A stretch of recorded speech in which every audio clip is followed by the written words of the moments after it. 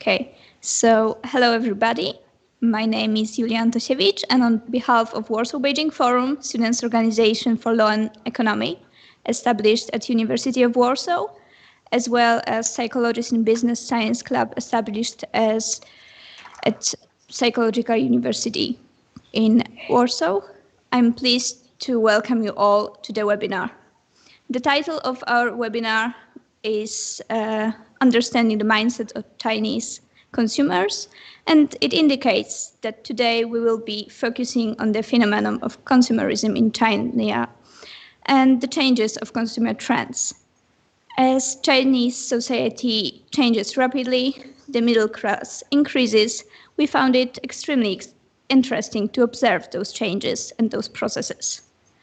Today, we are honored to have our guests with us, Professor Alan Barrell, Professor Vincent Yip, and Henry O'Farrell. Professor Alan Barrell is the chairman of Cambridge Learning Gateway. He teaches in various universities around the world and has broad experience in managing large multinational companies and smaller startups.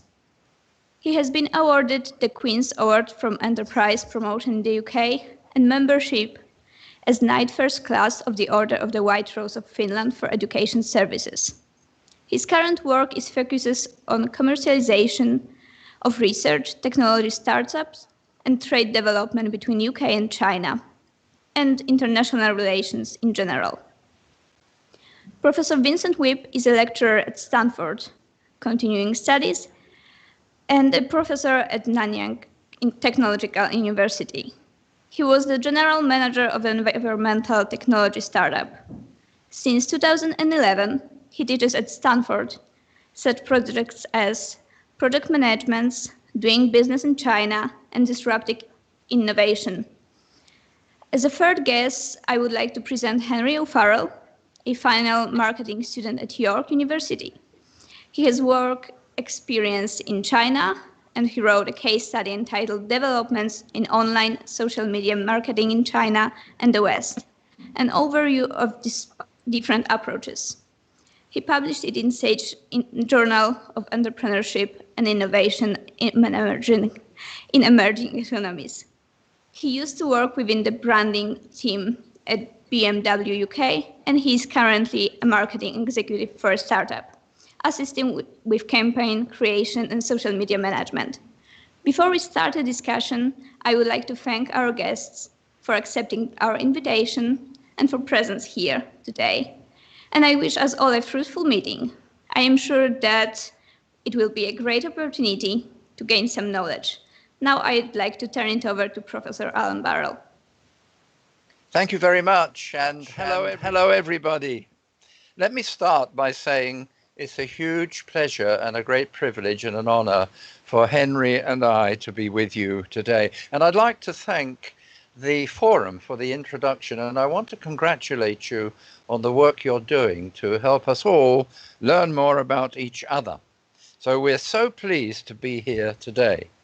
And the subject that we have today is a huge one: understanding the mind of the Chinese consumer. Now, let me tell you, I've spent 30 years trying to understand the mind of the Chinese consumer, and I've made some progress. So we have a very, very big task on hand today to share information and experiences with you, which is what we're going to do, that hopefully will move us all at least a little closer to that understanding. So we're very quickly going to look at our context, China in the modern world, the impact of the very dramatic economic growth of China. I'll tell you about how I entered the Chinese market with a company, so we'll have a case study, and we'll talk quite a lot about culture and realities in China.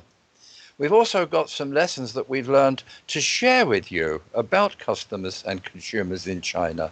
And we can think a bit and talk quite a lot in our discussion time about the future. And of course, we've got Henry with us, so we won't neglect Chinese youth. There is a great many of them, the next generation of Chinese consumers, and some thoughts and experiences about marketing, sales, and customer behavior.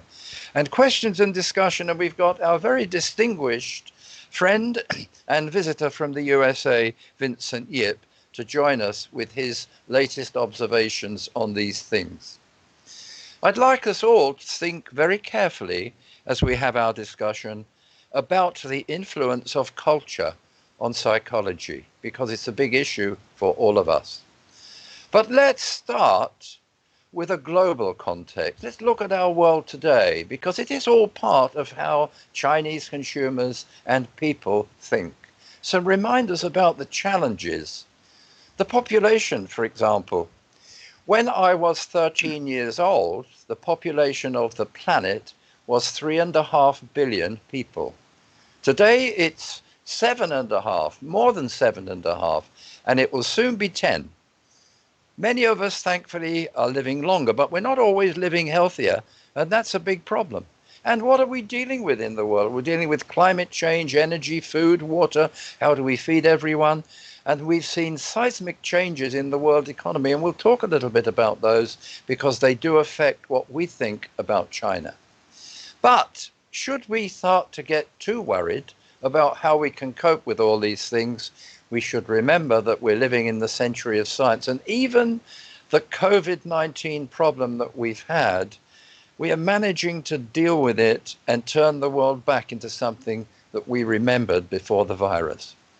And some people, certainly before COVID-19, were talking about a new renaissance because so many young people in the world are more educated now than they ever were.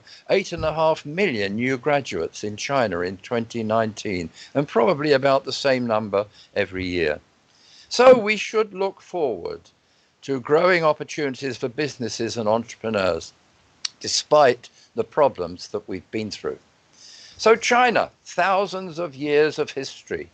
And in the 20th century, don't forget, China has been through great trauma. It's been invaded, there's been civil war. But from 1949, the People's Republic of China has been there, and the Communist Party of China has been in charge. And I want to show you a picture of this great man. Some of you will know immediately that it's Deng Xiaoping, because about 45 years ago, he made a speech and took a decision that changed China and the world when he announced the great reform and opening up. He said, let China join the world. Let's become a market-led economy. And it has been dramatic. To get rich is glorious, said Deng Xiaoping those years ago. And since then, amazingly, 800 million people have been lifted from poverty in the last 4 decades. It's a fantastic story. Look at that, how extreme poverty fell in China, and think of the massive changes witnessed by people in 30 years or less. I've been going there for 30 years, and I can tell you it's changed dramatically. And just think about when we start to talk about consumers, the shifts in purchasing power, millions of people with more money to spend. And of course, we can think and talk about China's unparalleled economic growth. Look at that. For many years, the Chinese economy, after Deng took his decisions, grew at 9 or 10%. At the height of this period, we'll remember that China had become known as the world's factory in fields such as automotive. It's amazing. When I first went to China, there weren't actually that many cars there. Now China produces more cars, many, many more cars every year than any other country in the world.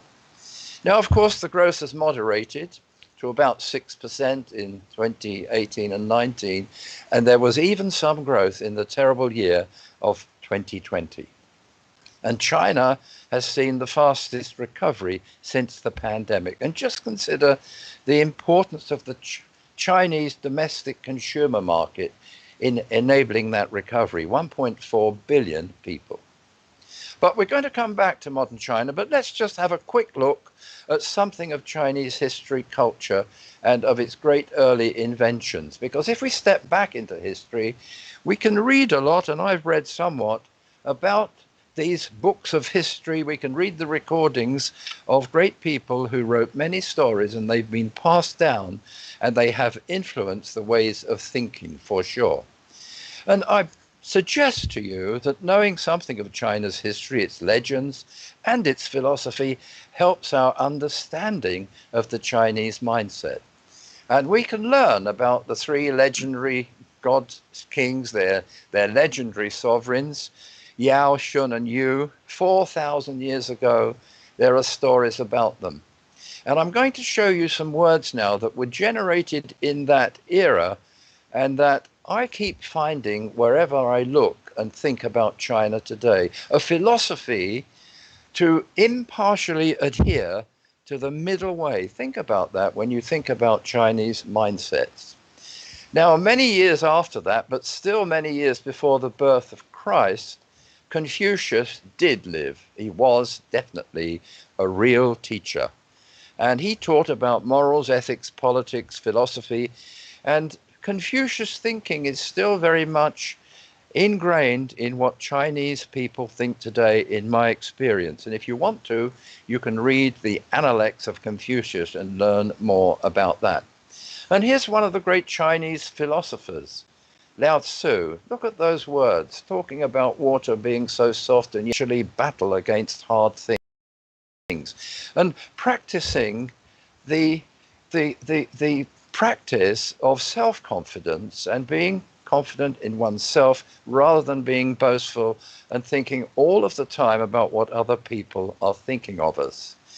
So in my personal experience, I don't hear all these words said in that way by young people today, but I do see and hear a lot in China that reminds me that these philosophers and their words are embedded in Chinese thinking. And the impression that I've gained over many years about the basis of thinking in China is that it is largely a philosophy that seeks to avoid extremes and hold a balanced, moderate position. And I'm sure Vincent may want to say something about that when we hear from him. Now, some of you will have studied or thought about yin and yang. In the West, we think, don't we, that dark and bright are opposites and negatives and positive are only opposites. But in Chinese thinking, somehow, seemingly opposite or contrasting forces may be seen as complementary. It isn't looked at in the same way. So there's a different kind of thinking in China. And I would say that there could be thought of as many shades of grey. Something else. I'm a bit stuck on my computer here. Here we go. Another important concept that we should bear in mind is that of guangxi, how people relate to each other, how they might store up what you could consider as favors, how they think of each other, how they respect each other, how face and what people think of us is very, very important, and we mustn't lose it. Human feelings are very highly valued. And this is a very powerful networking concept. I see China as a communitarian society, and their values are different than ours in the West, but not better and not worse.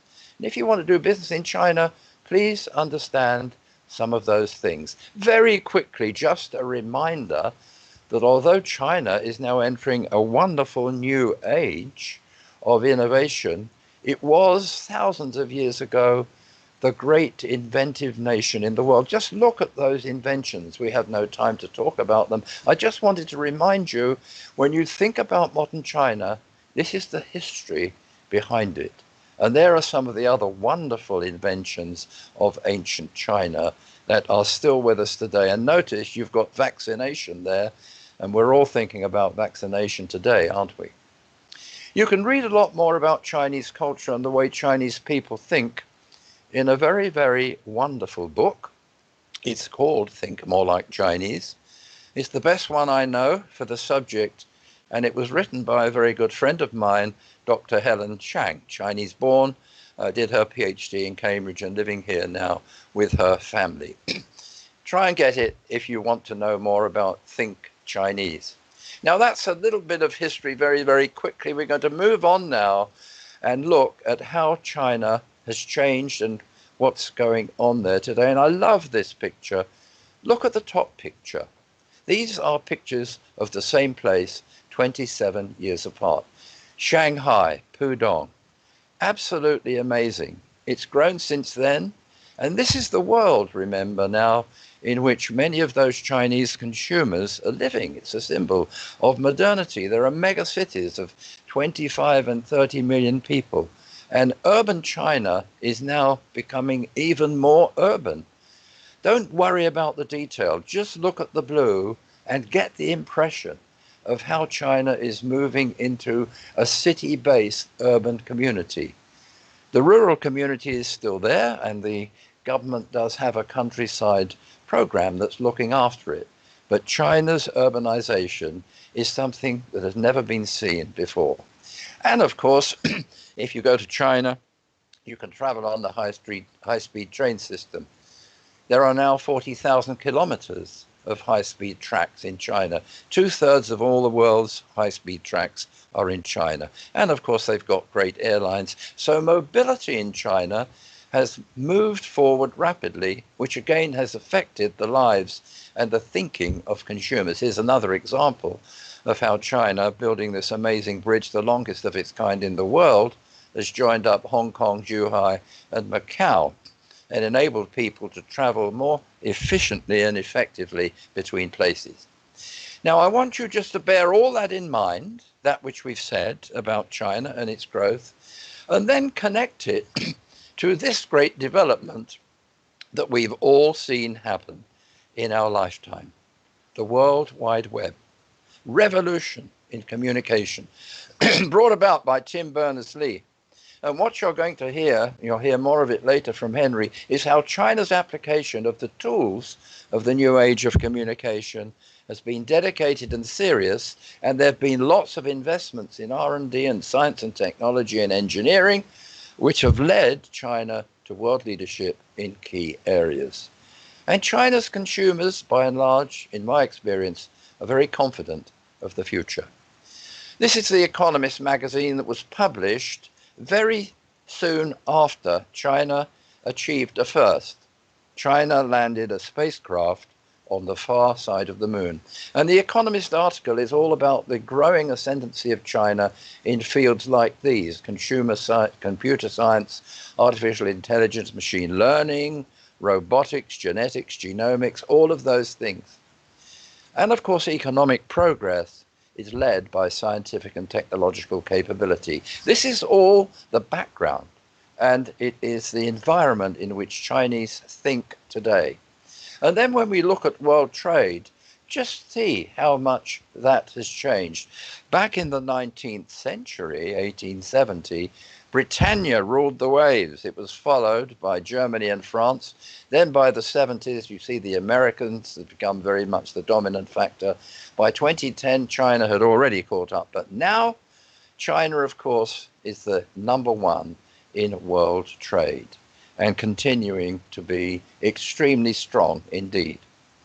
And there have been big changes in the profile of the Chinese industry and economy. I mentioned earlier the period in China which we thought about when it became the world's factory. But of course, if you look at that chart, the manufacturing industry has relatively declined, and service industries, and we'll hear more about them later, are now more than 50% of the Chinese GDP. And they include fintech, digital and mobile, revolutionary things. And look at the bottom of the left here. Look at the population.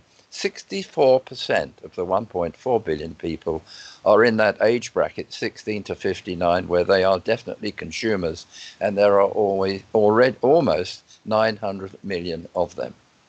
So it's been a transformation, and it is continuing to be a transformation from an older economy to a new one. And just to give you a comparison, if you might be wondering, well, what does 50% of the economy being service-related mean? In my country, service represents 78% of the value of our economy, which is very high indeed. China's still doing a lot of manufacturing. Now, there's a map of the provinces of China. Some of you may have seen it before. You will know that there are 31 provinces. And each one of those provinces, think about this, is bigger than lots of nations elsewhere in the world. There are 57 ethnic groups in China. Vincent's written a book about them. It is a great federation of provinces. And if you haven't studied yet the provinces of China, you may be surprised to find out that the provincial governments have a lot more power and authority than you might imagine. Now, here is a map where someone has cleverly taken that map of provinces and it's inserted, instead of the names of the provinces, the names of the countries that equate in economic size to those provinces. Also, don't forget that some of the provinces have very, very large populations. In Sichuan, there are 90 million people. In Jiangsu province, there are more than 90 million people. And Jiangsu has more people and a bigger economy than Russia. So we're dealing with a situation where the provincial economies differ, where climate is variable, where there are megacities and rural areas. So don't forget that there are different consumer populations thinking differently, and there are different laws in the provinces. So when you're thinking about marketing and the markets of China and consumer research, you need to have provincial intelligence because consumer minds may be differently influenced in the different provinces. Now, getting to modern things in China, China leads, we know, in social media development, the new platform industries. And this has had a dramatic consumer influence. Alibaba, founded by Jack Ma. Don't forget, Jack was a school teacher in Hangzhou before he went to work for eBay. He came back to China and founded a company that by 2012 exceeded the combined sales of Amazon and eBay. Amazing. Creativity as social media development in China, you'll hear more about later from Henry. Now, Jack Ma also influenced something else because he was very unhappy with the banks. And he said, if the banks don't change, we will change them. And he founded the Alibaba microloan business, which has lent money to very, very many thousands of companies and enabled them to start up and grow. And many people in the Alibaba network are invested in those small companies. And it has led to a really profound change in the way finance is handled in China. Online finance and payment systems, and you'll hear much more about that from Henry. Here's another of the great leaders of the platform industry. You might say a not very modest young man who made this statement that you need to have extraordinary wisdom to be the forerunner. But he founded Tencent, and his personal fortune is now something like $48 billion, and Tencent has done brilliantly. And we've had some investments from Tencent in some of our companies in Cambridge. And of course, you'll hear more about Tencent a little bit later on. This is Pony Ma. UK businesses and business management, I've always suggested in recent years, can learn a lot from China. This is another great billionaire, the man that founded Baidu, Robin Li, an entrepreneur, leading always, not following. His first company failed. If you don't know that, he picked himself up from the floor and started again. That's what entrepreneurs do. And when we look at these companies, their results, of course, compare very well with leading companies of the similar type in the West. And the whole motivation is growth, market share, profit, and global expansion, which is at the heart of thinking in modern China. Here's another great innovator, the founder of Huawei, Ren Zhongfei, the global leader in telecommunications, including 5G. It's considered a leader. It's very controversial, as you know from the press. People have different views about Huawei. And there's been a book written about it. One of the authors was a professor here at Cambridge, David de Kramer. It's amazing that Huawei has done so well to become a leader with 5G. It's spent massively on R&D. It's technically excellent. And there's lots of talk, isn't there, about whether the equipment is secure, whether we've got spies in the midst of the chips, and all sorts of rumors and discussion. And none of us really knows, I'm afraid, where the truth lies. The fear factor is at work again. And I wonder sometimes how much all that's in the press and talked about Huawei is affecting the way Chinese consumers think. Just for your information, in Cambridge, we're very happy with Huawei. They came here a few years ago. They bought a company. It's now their European R&D center. They acquired a site. They're building a factory. They're going to employ 400 people, and they are a member of our society and our community. So we don't have bad feelings about them. I've done a lot of reading and do some writing for China Daily. Here's something that they published, calling China Innovation Nation. And I think some of the things that I've been saying, you will find impact of China's innovation and the excellence they've achieved is obviously having a great impact on customer perceptions and expectations on quality and on exceptional products. And we'll hear more about that later too. Another very major initiative by this Chinese government has been the Belt and Road Initiative. Many years ago, centuries ago, China started the Silk Road, which was a way in which commerce and innovation moved across the world from east to west. And the One Belt, One Road is a reinvigoration of that concept of the old Silk Road. It's a very, very important global initiative. There's a vast amount of money, trillions of dollars being invested on the way. 65 countries are now involved, and China is investing hugely. And as far as Africa is concerned, China is one of the biggest trading partners, one of the biggest investors there. We think there are probably about 1 million Chinese people living and working there. And of course, the Chinese that are there are looking for assets and minerals and benefits, but they are also investing in schools and hospitals. Now, not all memories are happy. There have been troubled times in China. We're not going to dwell on them, and we're not going to talk politics this evening. The Communist Party of China is one of the longest surviving political parties in history. And this is my impression. I can tell you what I think. By and large, the populace and the young people, in particular in China, seem hopeful for the future and content with their leaders and government. The social networks, as you'll hear, are very active, widely accessed, but there is tight censorship. So government does have strong influence on the mind of the consumer in some ways.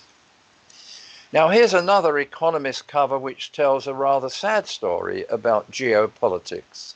China, America, and the planet's biggest breakup. The rivalry of two great nations. In the Trump era, with his American first policy, there were frictions which developed a lot. And of course, the world economy has changed dramatically. China's the #1 trading nation, almost the #1 economy. And for many years, of course, America has been the #1. And it's not easy to think that you might about to be becoming the #2. So there are issues of trade, economics, power and influence, greed and fear factors, human emotions and aspirations have driven wedges between the East and the West in the last 2 or 3 years, which are not doing some of us much good or making us feel very happy at all, because many of us believe when we look at history that trade wars are never won and wars anyway are best avoided. So we can hope that common sense will prevail. This is Chengdu in Sichuan in 2018. There I am, and you might think that the only thing on the mind of that Chinese customer, who is a 2-year-old panda, is his lunch. And I want to make the point in showing you that picture, that to get to know China really well and what's going on there and what's in customers' minds, it does mean spending time there. And I highly recommend that you do spend time there, and I think it will bring you joy and fulfillment as well as knowledge and understanding. And this is a very good moment for me to welcome Henry to the stage, because Henry has had that experience, and he is now about to tell you something of it. So Henry, it's all yours. Hi guys. Thank you for handing over to me. And I love that last picture of you and the panda. It's very cute. I didn't actually get to see pandas when I was in China, so very jealous of that.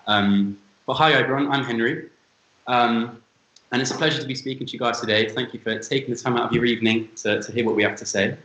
So I'm going to be talking to you guys a little bit about the mind of the Chinese consumer and my experiences both living and studying in China. So if you could just please click onto the next image. So you might be wondering who this fine gentleman is who has just popped up on the screen. This is Professor Song. So Professor Song was one of the first Chinese academics to come across into the Western world to study for a PhD between the years of 1945 and 1948. So Professor Song studied at Trinity College in Cambridge, which coincidentally is where both Professor Barrell and myself are from.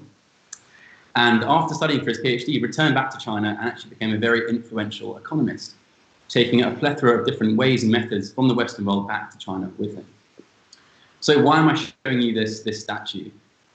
This statue is actually placed at Liaoning University in Shenyang, which in 2018, I spent a month living in, working in, studying in, really sort of trying to understand the way that the Chinese conduct business and embody as much of their culture as possible.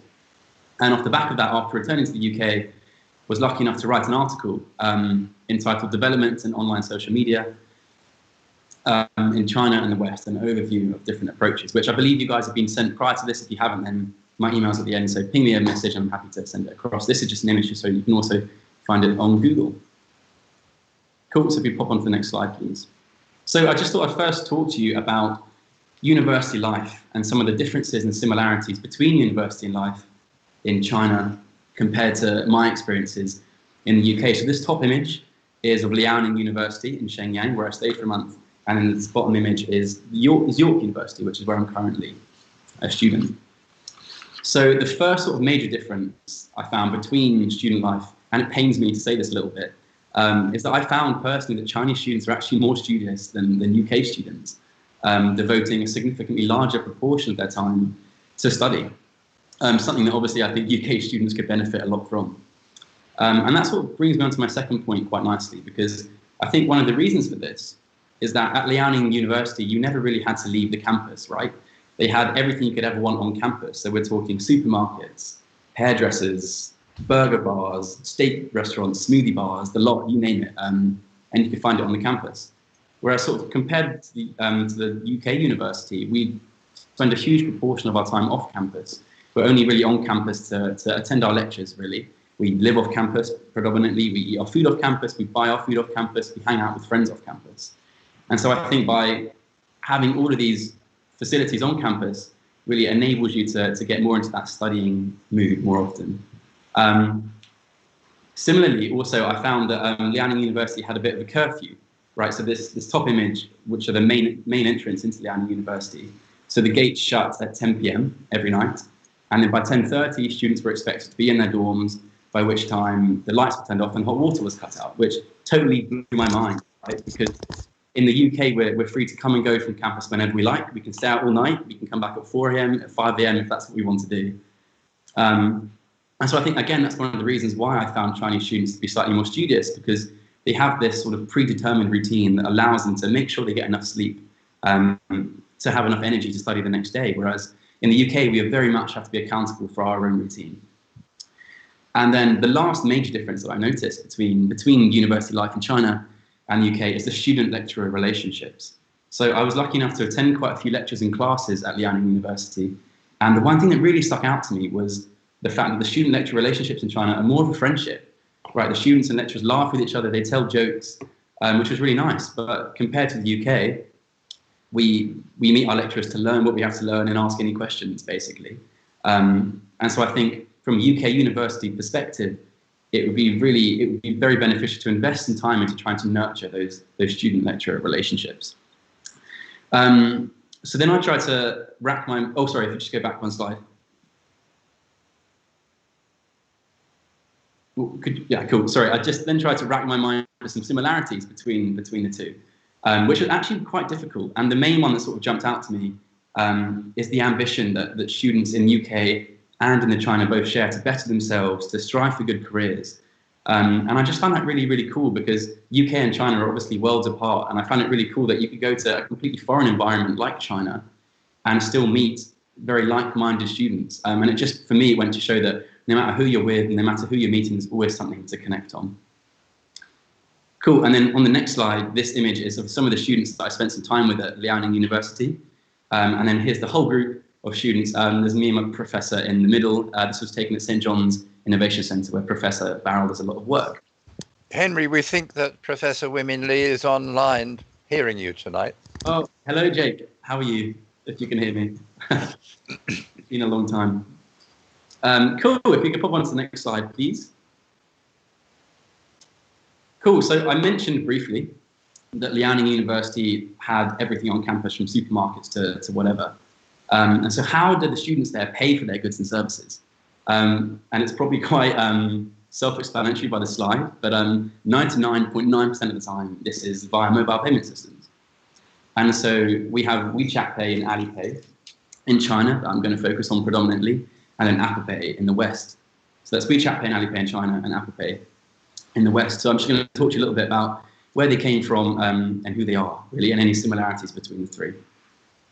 So WeChat Pay is part of Tencent and was created by WeChat in 2013. So considering it's only been around for 8 years, which in the grand scheme of things, you know, isn't ages, and so its growth has just been exponential, really. So WeChat Pay started as a person-to-person money transfer system for very small-scale transactions.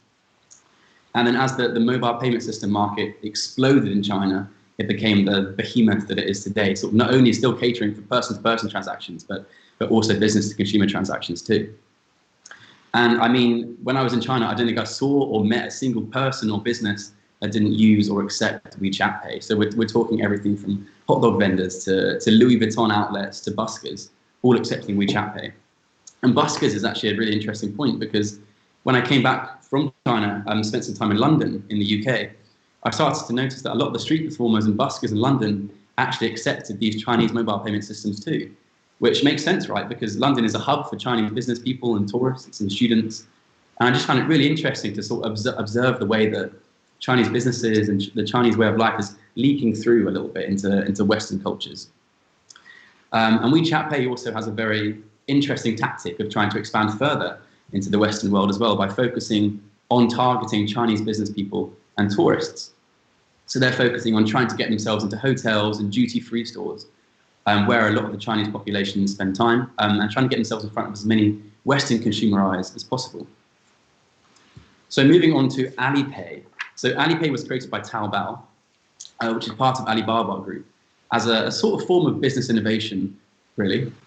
So when Alibaba, the e-commerce platform, was first launched, there was a huge amount of consumer mistrust, because there was no middleman to sort of monitor the payments between the buyers and the sellers. So buyers were very wary of purchasing anything because they were worried that they'd pay for their goods and services and then receive nothing in return, and so lose all of their money. And so as a method of business innovation, Alipay was created to sort of act as that middleman between buyer and seller, providing that reassurance, basically. And I also just wanted to mention that these giant Chinese mobile payment systems aren't just mobile payment systems anymore. They're really trying to involve themselves in every single aspect of the Chinese consumers' lives and financial lives. And so an example of this is in 2017, a wealth management platform called Yuibao was created for Alipay. And this is a topic for another lecture, another day. But basically, it's an investment fund that's run by Alibaba. And I just wanted to mention it because it just shows the way that these big payment systems are becoming entrenched into every single aspect of consumers' lives. And then moving on to Apple Pay. So I'm sure you guys all have heard of Apple Pay. You might well use it. In the UK, it's one of, if not probably the most well-known and well-used mobile payment system. And interesting enough, it's actually accepted in most physical and online stores in China too. And so I was trying to find some similarities between the three, and the main one that jumped out to me is focus on security. So it might seem obvious, but Chinese consumers and Western consumers all have they're all hugely conscious of the way their details are kept, their privacy, the way their card details are processed, and so they're all very much wary of security. And for example, Apple Pay have shown this recently by vowing never to keep any card details on record. Cool, if we could pop on to the next slide. Cool, so now I'm going to speak to you guys a little bit about the cultural differences that I personally experienced in China, and then sort of bring these to life a little bit with some context through some marketing case studies. And I study marketing at York, so I tend to view everything from a bit of a marketing perspective. So I was lucky enough when I was in China to go on a few shopping trips with some friends, with some students from Nanyang University. And one thing that I noticed and that they told me is that consumers in China don't just buy Western products and brands because they're fashionable. They also purchase them because they trust them, right? And one of the reasons I got told this is because China is only a very recently industrialized country, only recently moving away from producing lower quality goods to producing its own, nowadays, very high quality domestic goods. But because this industrialization is very recent, it's still front of mind for many of the consumers. And so these Western products bolster a sense of trust for the consumer because they know that they'll be of slightly higher quality. So this top picture here of Walmart in China, I just thought I would mention it because I read that WeChat Pay have actually exclusively partnered with Walmart to be the sort of main mobile payment system within the store in a very clever move to try and sort of bolster that sense of trust with a Western brand and associate themselves with the Western world a little bit more. So I'm now going to draw upon a few case studies. So this image in the bottom right is of Home Depot, and Home Depot is a US company. It's a home improvements and DIY company. So back in 2006, so a while ago now, Home Depot thought that they'd spotted a very lucrative gap in the Chinese market, and so proceeded to open up 12 stores across China. But they soon ran into some problems, some very serious problems. And these problems were as a result of a lack of research, basically, into understanding the consumers in China and the culture. And so DIY in China is often associated a little bit with poverty, because if you cannot, afford to pay someone else to do it, then it might show that you're in poverty. And obviously, Home Depot's whole business model is centered around DIY, and so this didn't bode very well for their success in China. So consequently, had to end up shutting all 12 stores and face some huge tax charges as a result. But I think the lesson from this is to really invest the time, spend some money into really researching the market that you're moving into and understanding the consumers and the history and the culture of the market that you're entering, because it can save a lot of time and hassle in the future. And the last case study I'm going to talk about is ASOS. I'm sure you guys have all heard of ASOS. If not, they're an online fashion retailer, basically. And again, similar to Home Depot, they thought that they'd spotted a very lucrative market for themselves in China as well, but failed because of two main reasons. Firstly, two main reasons through a lack of research into the consumer. And the first main reason is that they literally didn't take into account the differences in physical appearance between Chinese consumers and UK consumers. And so often the clothes that they sold to Western consumers wouldn't fit the body type and the body shape of the Chinese consumer, which might seem really obvious, but obviously it wasn't, and more research needed to be conducted. And then the last reason that ASOS failed is because they very much positioned themselves as a middle-class brand in China. And notoriously, the middle class is very hard to survive in China for a business. Notoriously, the middle class is very hard to survive in China as a business. And so they didn't do very well. And one of the reasons for this that I sort of learned through my experience there is that the students in China particularly like to either spend a lot of money on very high quality products and high quality brands such as Gucci, or spend a little bit less money on products such as toothpaste and toilet roll, for example. And so the middle class is a hard market to conquer. Whereas in the UK, we do have a very large middle class. It's shrinking slightly, but there are still a plethora of different brands in the UK that are succeeding in the middle class, such as Jack Wills and Abercrombie & Fitch, for example. And so ASOS, being one of those, thought that they could replicate their business model in China, but failed, again, because of a lack of research into Chinese culture, Chinese market, and the Chinese consumer. So yeah, that brings my slides to an end. Thank you very much for listening. I'm going to hand back to Alan, who's going to talk to you a little bit more. Thank you so much, Henry. Those were wonderful insights, and I think you'll all agree that Henry used his time in China very well, and you saw from some of the pictures that he had a great time too. But I want just to touch now on something a little bit connected with what Henry was saying, worldwide travel and experience, because Henry is one of the minority that has done from the West what he's told you about. But don't overlook the fact that millions of Chinese students have studied in the West in recent years. So the minds of many next generation Chinese have been influenced by other cultures and thinking. International knowledge and experience has been taken back to China, and we don't really know exactly how much impact that has had. This is a wonderful group of Chinese visitors we had at the St. John's Innovation Centre in Cambridge. Now, I'm going to tell you very quickly a story of a market entry that I made with a company a few years ago now, but it was just as difficult then as it could be now. And think of the things that Henry said about market research.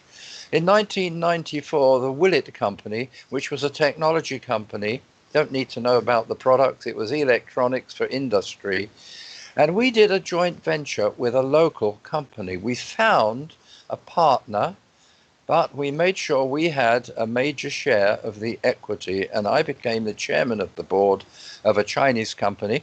And we selected Zhuhai, which is down not far from where you can see Hong Kong on the map there, in Guangdong province. It was an economic development zone, and we got lots of good grants for going there. Our UK managers established the factory. We appointed a Chinese team and workforce, and not very long after we got it all started, we replaced the UK management team with Chinese people. After about a year, we were pretty well all Chinese. I wasn't there full time, but I was there often. And that company in Zhuhai became an Asian manufacturing hub and a regional service center, and it established sales offices in all the major cities of China. And that company succeeded very rapidly. It became the biggest sales company in the group. But the pathway to make that happen required a lot more than marketing capability of itself. And the lessons that we learned in doing that were, as Henry has said, our research and preparation paid off absolutely importantly. And we appointed Chinese management early. We had open-minded UK leadership as well. And that enabled us to create a Chinese Willett Company, not just a subsidiary company. We wanted to create, and the Chinese people wanted to have, a Chinese company. The consumers wanted to work with a Chinese company. The local market research was critical. We had to work very hard to find the right partner, and our Chinese management had very close rapport with local government and with the party secretary. And if you are going to have a company in China, you really do need to take account of those things. You have to have someone who understands how the system works. He knows the mayor, he knows the customs people, he knows the secretary of the Communist Party locally, and he does work with them well. We had a great Chinese sales force, and we had the patience to learn. And there's a big word there, trust. I have found that I can find wonderful Chinese people who trust me and whom I trust. And you definitely need that trust to make that kind of success happen. And it costs a lot of money. There are no shortcuts to success. Now, before we actually conclude, I want to show you a picture of a very, very famous in China poet. Because beyond all the analysis and case studies and all of the economic things we've talked about and business, I've been very fortunate to be able to discover Chinese poetry, which I love very much. And some of you will probably know that all Chinese students visiting Cambridge know the famous poem written by this man in the 1930s, Zhu Zhimo. When he was at King's College and he had to leave and go home, he wrote the poem, Goodbye Again to Cambridge. And most of the Chinese students that I meet in Cambridge know it by heart. And we always read it at dinners and at various times. I read in English and they read in Mandarin. And it just makes the point for us that culture and aesthetics are embedded in Chinese thinking. And the minds of most consumers, certainly the ones I've met, are also inspired by beauty in all its forms.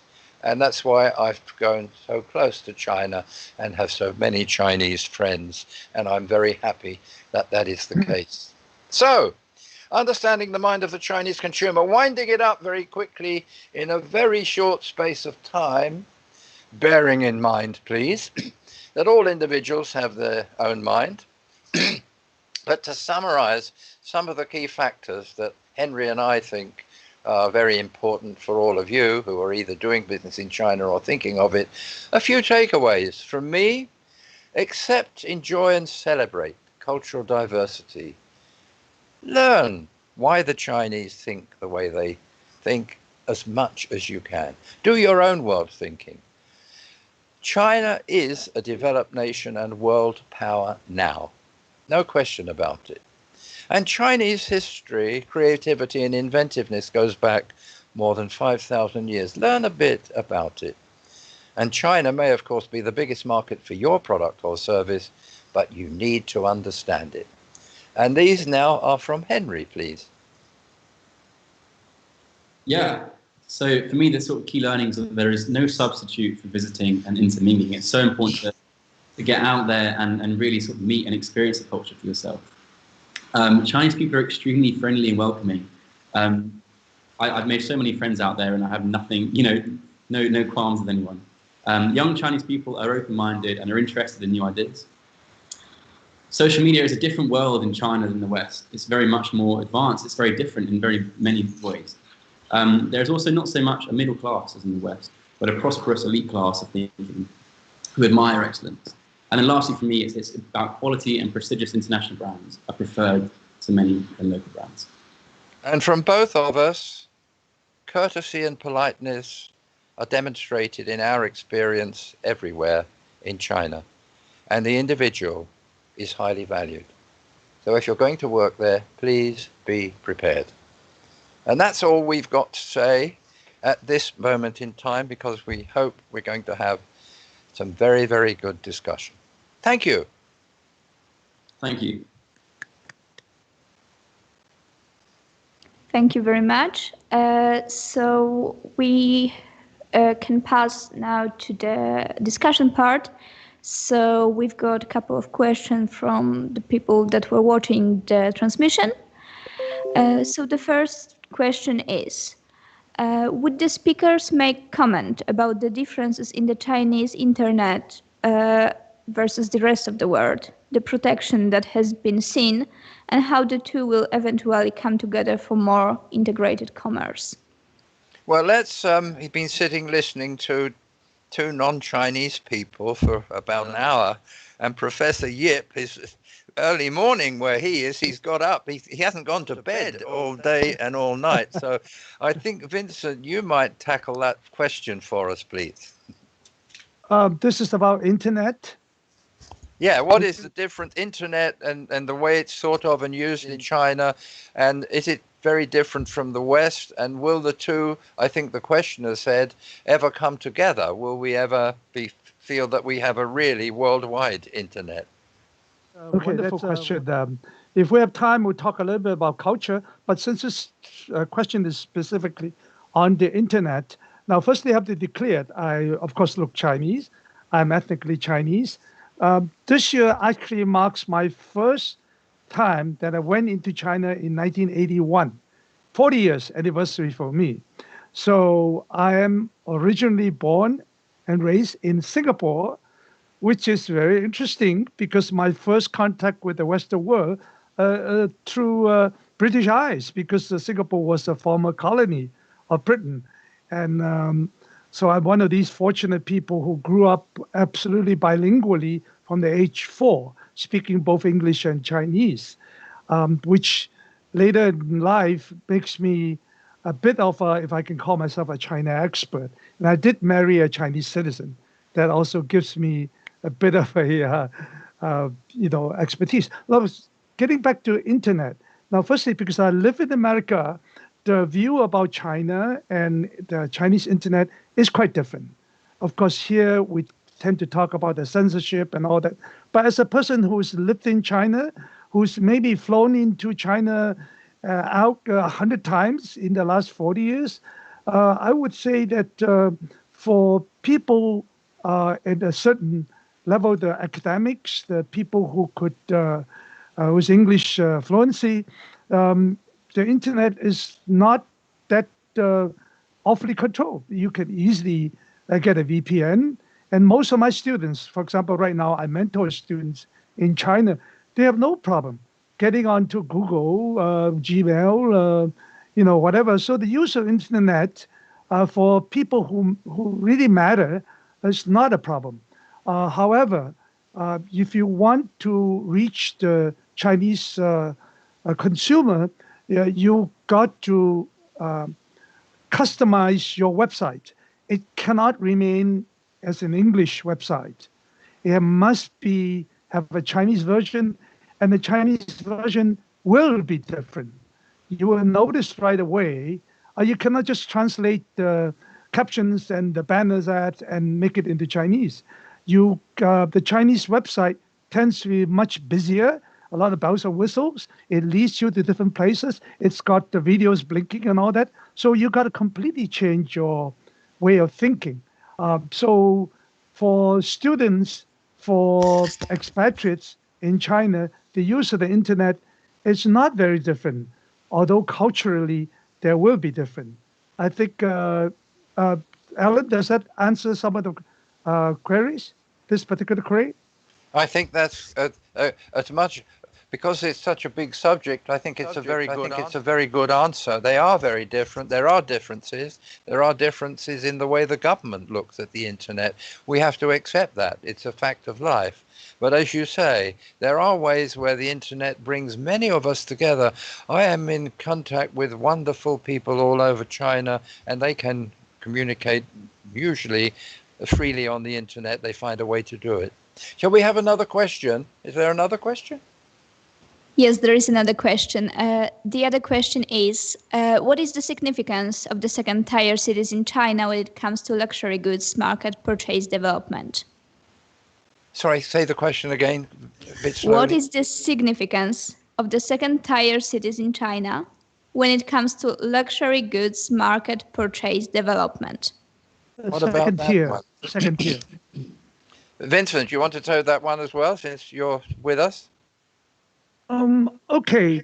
Now, actually, Henry, you say, because you were in contact when you were there, both expatriates and the middle class of China, which is the second tier. What did you answer, Henry? Yes, Henry, you said something about that already, and you and I have both talked about an elite class rather than the kind of middle class that we might think of here. Do you want to expand on that?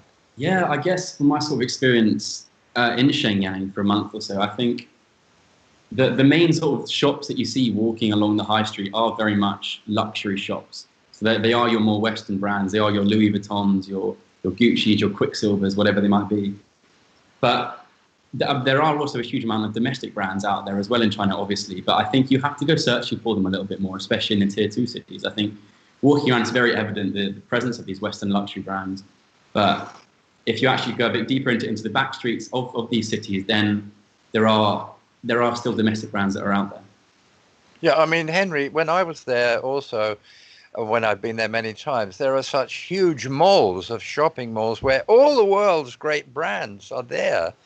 And the people that are shopping there must be pretty well able to afford high prices for goods.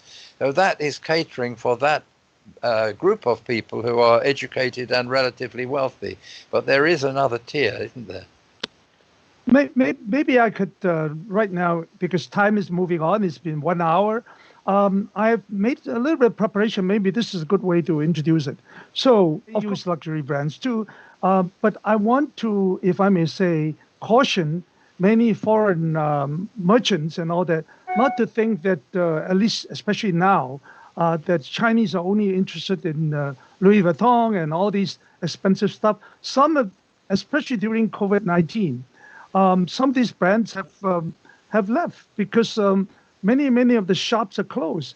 I traveled to the last trip I was in China was November 2019, and many malls in China are empty now, in the big cities, because they were paying tens or hundreds of thousands of dollars to have a name brand shop in many of these places, and they kept falling over each other, and then And many more Chinese travel, 100 million Chinese travel overseas. And they come back, they bring their stuff tax-free. So I would caution against more money on luxury brand. Now, this is the place I want to introduce something that I wanted to talk about. Last night when I was researching, I found a very good video that had, I think, an Englishman saying that, you know what is traffic more from Hong Kong back into China more than heroin? Okay, answer, 2 products. One is baby powder, milk powder. Okay, we understand that. It was poisonous. The second one will surprise you. Ferrero Rocher. Rocher chocolate. You will say, what the, whatever, this? Let me tell you why. This, I had actually prepared this already. And is this very good chocolate? I lived in Brussels for 2 years as a diplomat. I know what's good chocolate. Godiva, Leonidas, and other brands. But why did this sell? I don't want to query people. All right, it sells because of the shape and the color of the wrapping, gold. All right, so it's strange. So there's more than $100 million US dollars worth of this sold in China, and some Chinese knockoff brand. So people go to Hong Kong to buy the real one cheaply and smuggle them back in so that they can give it to friends or resell them. So can you imagine? This is the second most trafficked product just because of one cultural trait of having a gold foil in otherwise rather ordinary chocolate that we think doesn't taste that good. So you can make $100 million profit out of just a cultural trait. So I will stop there. When we have more time, we'll talk about other. Let's have another question. Let's see how many questions we can get in. Incidentally, if you don't get a question answered tonight and you want to pose it, send it by email to the people running the event and it will reach us and we will answer. Yeah, exactly. And one more information that we are gathering the questions in the comments under the transmission, so you can post your questions there. So next question is, how did the pandemic affect the consumer behavior in China? Well, that's a very big question. Of course, I haven't been there during the pandemic, and neither has Vincent, but maybe Vincent, because Jake, his wife is Chinese, he will know people that have been there. So perhaps you should try to answer this one, Vincent. Okay, I'm literally dying back to China because this is the first 12 months I did not step foot in China. All right, so and it's now 14 days plus 7 days or whatever. I'm just waiting. Tomorrow is my second shot at Moderna, and that will help me prepare myself to go. I would say at the beginning it started in Wuhan. We don't want to debate that. And I think I have Wuhan students too. They immediately solved the problem within less than 100 days. So my students now send me pictures, and within their own group, they're basically mask-free. They can go wherever they want to. They have pool parties, they have other things. But very importantly, they have this, no other country has solved this problem, a COVID passport. There's red, yellow, and green, so that they can allow you to get into different places. And may I ask, Jake is there? Can Dr. Jake Lee, maybe he should answer this question. Alan, can you ask Jake if he... Are you there, Jake? If Jake isn't there, is there someone there from China? Right now, who can help answer the question? But anyway, this is a passport. After you have all the tests, this will allow you to go into a concert hall or even in a shopping mall. So life has kind of got back to normal. But on the street, you still wear your mask. But with people no need masks. So this is the only country in the world. There was a program on British television a short time ago about Wuhan today, after the pandemic. And a lot of things have returned virtually to normal. The people that had a difficult time, because the Chinese, if you want to think about where the most severe lockdowns were done. They were done in China, and that paid off. Yeah. Whereas we didn't do it here, and we've suffered for it, and still suffering now. So it was a very, very fast shutdown of Wuhan. But yeah, the people in Wuhan that I heard on the television are pretty well back to normal, and the traffic's traveling around. People still wear masks when they want to, but then people always wore masks in China, in my experience anyway. Another question. Okay. Another question is, how are Chinese brands and retailers bridging the gap between offline and online commerce? That is a very good question, because offline is growing dramatically in China. I know my friends there. By the way, I was there about the time you were there, right at the end of 2019. But I haven't been able to go back because of the pandemic. But there has been. I mean, Alibaba now has a very, very big, and other people have big online businesses. Did you find anything, Henry, about the difference or how it's moving? Well, I read an article recently from the Global Times, actually, about Singles Day, the big sort of online shopping festival in China. And it was talking about how 66% of Chinese consumers will actually buy domestic products from within China. And I think it was a survey that was conducted on around 2,000 Chinese consumers, but it showed something like 57% of Chinese consumers will actually spend less on US brands. So I think that online is still has a huge part to play in Chinese online sales, and I think domestic products as well, putting a huge amount of importance on these online sales. But could you or Vincent maybe give a view on whether Chinese consumers really like to go to the shop and touch and see things? Because here a lot of people do. I mean, my wife can't wait to get back to the shops, and buying online isn't something she wants to do. And she has to keep sending stuff back because it doesn't fit anyway. But here, one of the bigger stores, the John Lewis Partnership, is closing shops because more than 50% of their business has now gone online. And people go into the shop, look at the product, test the product, try it on, go home and order it online at a lower price. And I don't know whether that's happening in China. Yes. When I first found out about Henry's research, we kind of compared notes a bit. About 15, 16 years ago, I did a bit of consumer research, and I published a journal article on the early sides of e-commerce in China. This is 2012, 2013. I did a paper on that.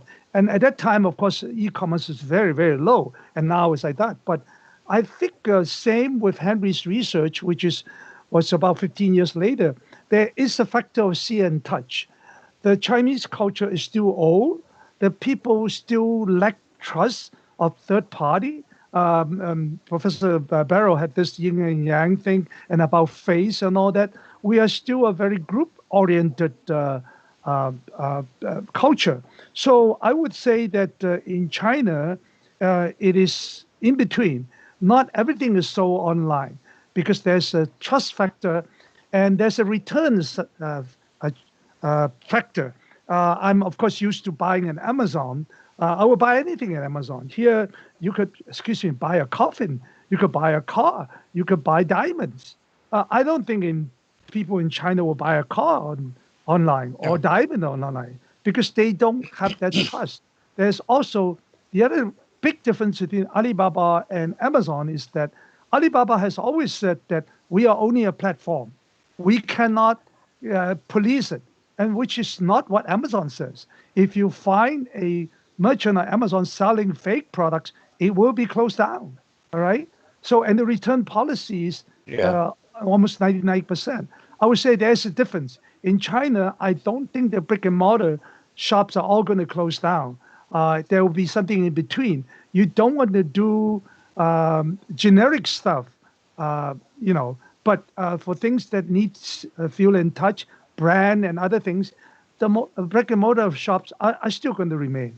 Yeah, I think what we might all say is that things will not be the same post-COVID. Of course they won't. And here we are doing an online conference where we'd all prefer in 2018 to be in a room together. That won't change completely back either. The world has changed, so I'm sure online will be a bigger force than ever it was before the pandemic, but I don't think either that all the bricks and mortar shops are going to disappear.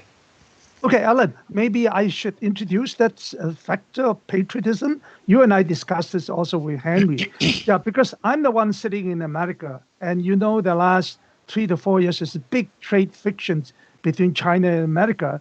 And then the recent problems with, here I have, I'm more concerned about Asian Americans in America now getting, physically attacked and other things. So in China, people could see that its relationship with the West, especially America, is not that smooth. So in the last 3 to 4 years, there's a big tendency towards patriotism. It's no more, American products or French products and all that. It's got sharper. This particular trend has got sharper in the last 13, 14 months because of COVID-19. So that's the one thing that American and British and French merchants should also realize, that you don't want to keep playing the foreign brand thing, because I think, Vincent, not only COVID-19, but also the attitude of some Western governments to China and China's own political position is become very stressed and tense. Some of us are very unhappy about it, but we're going to go on working to try and bring them together. I have always found, I have had thousands of Chinese students work with me over the years in Cambridge, and 85% that come and study here go home. And they go home because they want to make their country great. So they always have had a very strong affiliation to China.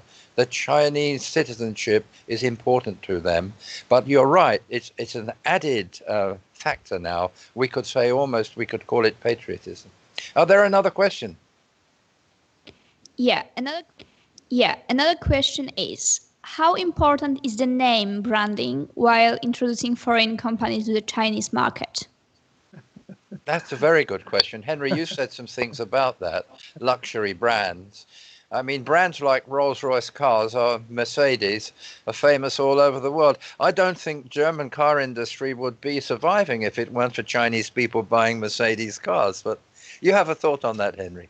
Yeah, I think a small detail that's really important is actually how the Western brand translates into Chinese. There's a case study I read about Nike, and they released a pair of shoes, I think, for one of the festivals in China, and they had 2 Chinese symbols on the back of each shoe, which they thought translated into a blessing, but it actually translated into "get fat." So I think it's a funny example, but I think it's a really important detail to make sure that you get your translations right and also come up with a brand name that's able to be used worldwide. Vincent. Yes, I should prepare for this. Other than the color, there are numerology, and then there's name branding. And I've been following this for 30, 40 years. Once upon a time, there was an Australian airline called Tencent. And it translated into Chinese 2 words, Anxi. And nobody wanted to fly it when they go to Australia, because in Chinese it means rest in peace. So that's why. And another one was, I'm a Cantonese speaker. I speak multiple dialects. There is a famous French watch called Movado, okay? Yeah. And it would never sell in China, especially in Hong Kong, because you know what it translates into? Never prosper ever. So you don't want to buy a $10,000 watch that says that you are not going to prosper. Mo fat do in Cantonese, mo is no. Fat, as you know, is prosper. But this is, I mean, what this emphasizes for us is that brands is one thing, but translation. And there is a very outrageous story about when Pepsi Cola was launched in China, because for some years it wasn't allowed, and then it was launched.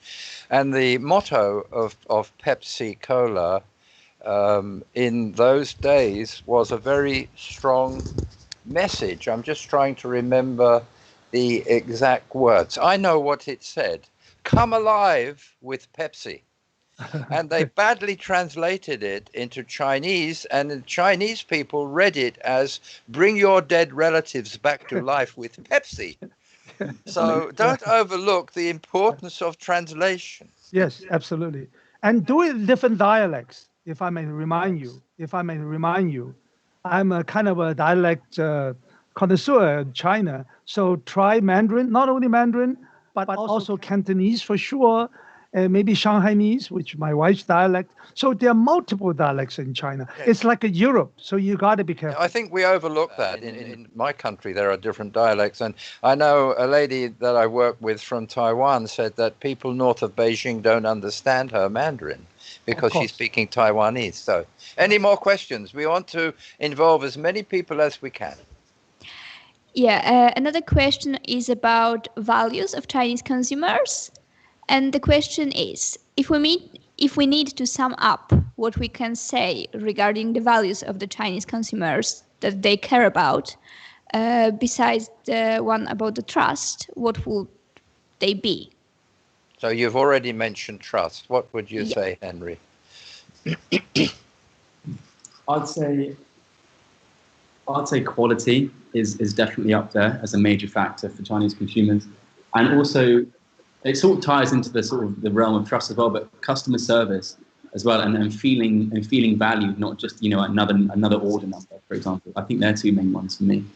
Do you think also status, the status of a prestige product, is that another one? Not just quality. Quality is the product does what they say it will do. But, a Rolls-Royce car is much more expensive than it needs to be. Oh, but that's prestige, yeah? Yeah, definitely. I think. Any others, Vincent? I would say word of mouth. The influences in China are very, very strong, very big. So actresses, actors, famous people. Okay, politicians don't do any consumer stuff, unfortunately or fortunately. So you will try to find influences. And also, what about negative influences? You have to be careful because I don't want to get into too much politics.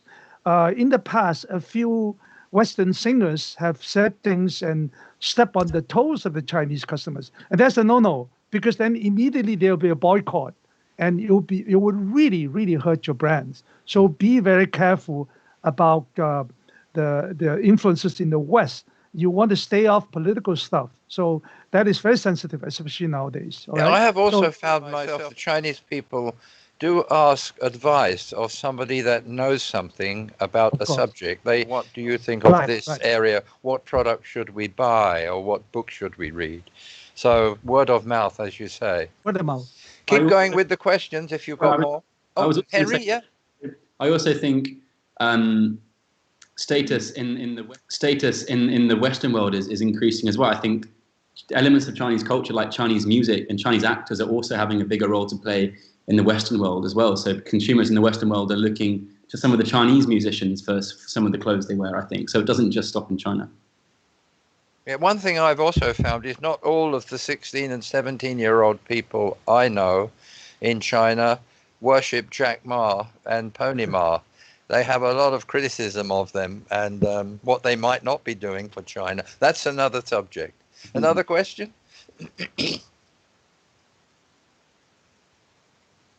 Okay, so another question is, what are the differences between consumers from large urban centers and those from the smaller cities?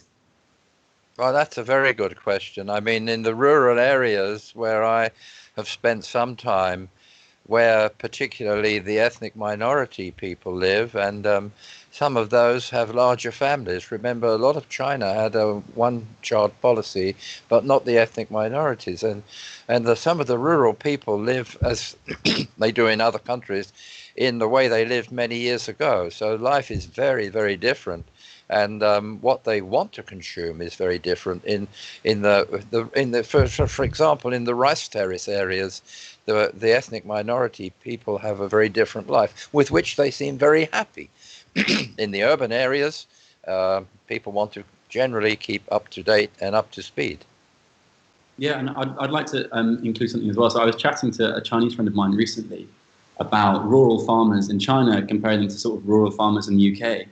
And we were chatting about how we think rural farmers in China use social media a lot more to market the vegetables or the goods that they're selling. So we were talking primarily about TikTok, which is quite a new platform still. And in the Western world, it's very much a light-hearted social media platform for funny videos. But we were talking how in China, a lot of the rural farmers are actually using it as a way to stream live auctions for their products and live auctions for their crops. And so, I just thought that was a very sort of interesting difference between rural business people in China compared to the Western world. Another question? Another question is, do celebrity and key opinion leader KOL partnerships work to drive sales? Say that again for me, please. Do celebrity and key opinion leader partnerships work to drive sales? Key opinion leader partnerships. Yeah, I think especially on some of the Chinese social media platforms like WeChat, I think key opinion leaders have a huge influence on the types of products that consumers buy. I might be wrong in saying this, but I think similar to some of the Western platforms, key opinion leaders in China can spotlight some products that they've been using on their sort of WeChat platform, and then consumers can go on and actually purchase them.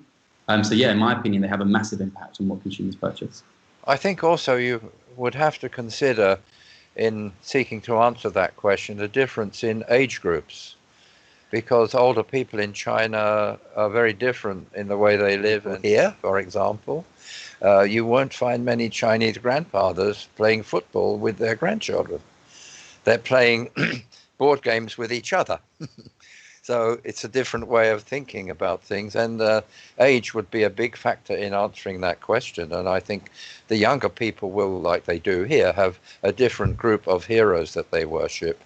Older people will have respect for different groups. So, but I think by and large, in China there is a wish to be associated with people who are felt to be virtuous and good and positive. That's the feeling I get. Certainly the young people.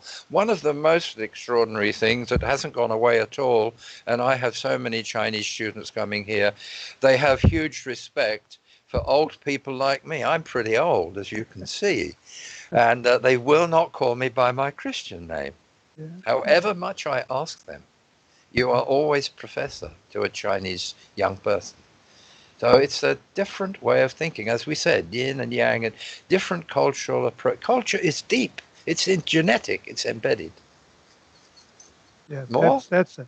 Yeah, more. That's it. Yeah, I would say that is something I enjoy quite a lot. I am old too. I'm a professor too, and when I go to China, well, not quite the kiss the feet you walk on, but they really respect you. And in America, it's slightly different. Yeah, I mean, in China, an 80-year-old man like me, when a young lady with a baby gets up on a bus and gives me her seat, or when the young lady that is my assistant insists on carrying all my bags. Yes. But they do. Yeah. Well, because I'm a Christian, Catholic, but in China is the Chinese is one of the few ethnic groups that do not have an omnipotent God. So in its place, it's basically Confucius. So I mean, of course, I know the Bible. Everything's said in the Bible except for one or two. Thou shalt have a God and all that. Already said by Confucius 400 years before Christ. So Confucius was basically a teacher, a professor, if you may. He had 72 famous disciples that propagated his philosophy. So here you go. So you can read his rules very easily in books translated. I wanted to quote some tonight, but I didn't have time for it. But they are worth reading because they are very, very common sense things in a way. But they are all about virtue and improving yourself. Are there any more? Close? Yes, so we've got a question about those age groups you mentioned. So the question is, do you think Chinese teenagers have more in common with their parents or grandparents or with the Western teenagers? Do they have more in common with their parents and grandparents? It's a very interesting question.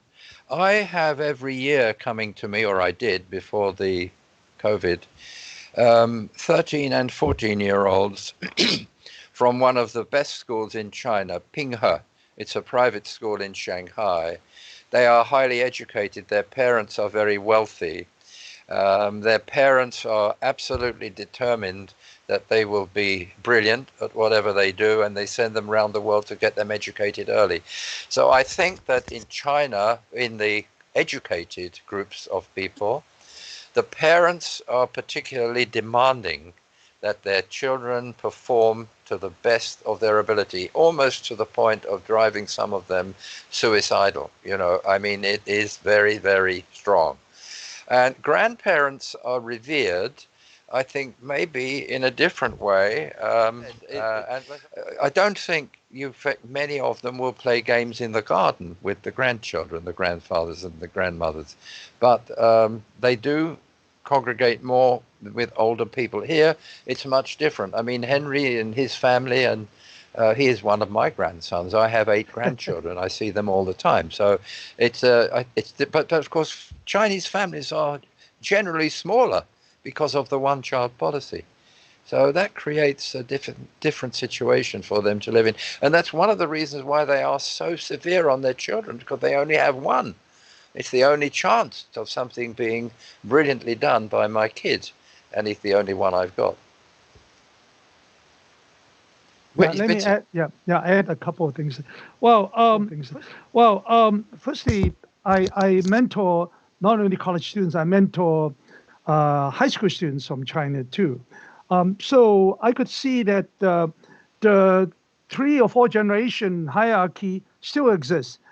One of the main reasons is, unlike in America, I would say 90 to 95% of the Chinese kids sent from China to be in college in America are funded by their parents or grandparents. So that economic tie string, which is not true in America, is the reverse.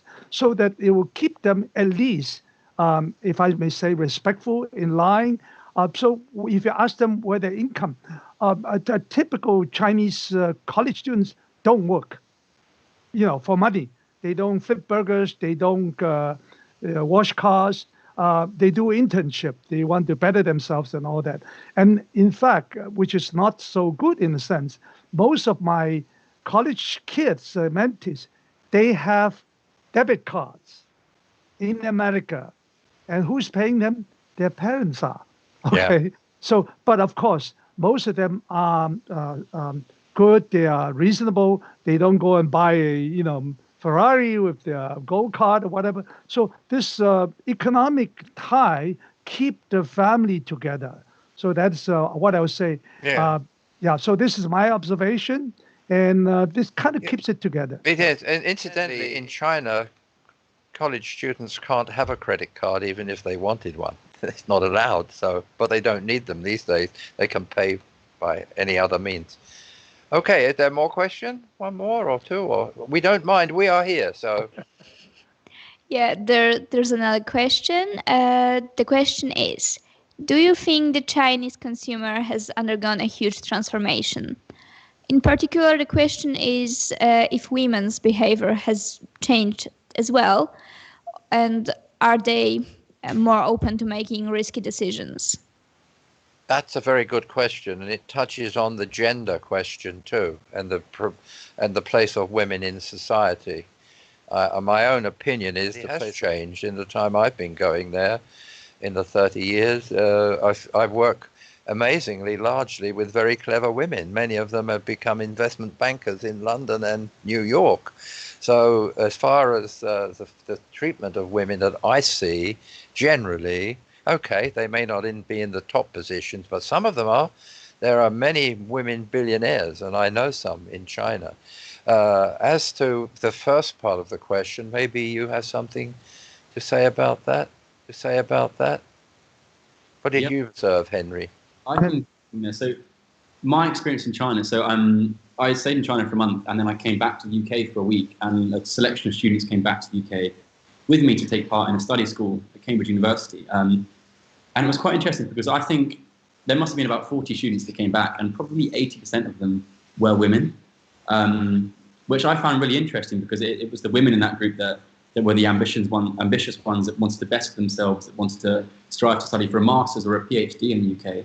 And I just found that really interesting. And also, I have another friend in China who's she's a woman. She's 26 years old, and she's on her. So this is sort of similar to what Vincent was saying about internship culture in China. She's on her, I think, her third or fourth internship as a means to then sort of try and get a proper job afterwards. But yeah, no, I think women in China, definitely sort of students about my age, are striving to be more ambitious. For sure. That's a very important observation. Let me just add that I have been receiving groups of 50 students at a time for the last in Cambridge, and almost inevitably and invariably more than 70% of them, undergraduates, are female. And it is a fact that the girls ask many more questions than the young men. And I often have to drag the young men from the back of the classroom to nearer the front, because they are not so forthcoming. It may be something to do with the greater proficiency of women in learning English, but I don't know that that is so. I've not got any sensible answers why, but women are on the march in China. And certainly there's been a major transformation in consumer thinking amongst young people in that country. Okay, so we've got the last question for today. Who make decisions in buying products for the house, women or men in China, I believe? That's a good question. I wish I knew the answer. I don't personally, because as I said, most of the people I work with and the senior people who work with me in China have been women, and they made all the decisions, even when they were married to a Frenchman, for example. But anyway, maybe Vincent has a better answer than me. Yes, because I'm the only one people in China who is qualified, because I'm married to a woman of China. I actually in the 80s prepared a photo book called Women of China, and I photographed women in parachutes, in professorship and all that. Remember one thing that Chairman Mao, a lot of people have bad things to say about Chairman Mao. We wouldn't say it. One of the greatest things Chairman Mao ever said was, women hold up half the sky. 妇女半边天. And he basically liberated the women of China from 5,000 years of bound feet, staying at the back and all that. So, and just to give you a few things, you know that 99% of all women from China do not change their name to your name, the man's name, when they get married you. So firstly, right? Secondly, my wife's not around, I can say that. It will be recorded, never mind. Certain, especially the urban ladies, are actually stronger, more opinionated, and more dominating than the men, as Professor Alan has said. So you got to be, this is probably one of the biggest blind spots the West had, because the West still stuck in the, 1,000 years or 100 years ago, saying that Chinese women are behind. So and think about comparative or relative culture. It's an entirely different situation than in Japan. Yes, of course. Totally Wonderful. different. Totally different. So be aware. Yeah. Lastly, when I got married to my wife, her uncle went up to say, Vincent, I have a big advice for you. Make all the decisions yourself, but ask your wife first. Mm-hmm. Yeah, I think that Confucius once said, before you get married, your wife's or your partner's weaknesses, and after you're married, build on their strengths. Oh, that's very good. Something like that. So. Okay, so that was the last question for today. I'm very pleased that you welcome, we could welcome you here, that you accepted our invitation. I would like to thank all the people that are watching us via internet, and I think we have got an awesome meeting. So thank you very much. Thank you. And can I say how wonderful it's been for me and Henry to be together? This is the first time the grandfather and grandson have appeared on a platform with a business meeting like this. And it's a long time since I saw Vincent, 2018, I think. So he is here. No. Alan, you forgot. We met in January 2020. We did. Your last visit here. Yes. Yeah. If you can see my picture behind me is a Stanford flag. I don't know whether you see it. Oh, yes. You gave it to me. You gave it to me as a Christmas present. Yes. Let's hope we can have another meeting. And also, everyone, don't hesitate to make sure you know what the Warsaw Beijing Forum is doing, because they're going to have an amazing event in April all about energy and climate change and stuff like that. So they're a great forum. Stay in touch with them and support their meetings. And thank you very much, dear announcer and hostess. Thank you. Yeah, and thank you, Henry. Thank you, Alan. Thank you, everybody. Yeah, thank you very much for having us, guys. Bye-bye, everybody. Thank you once again. Goodbye.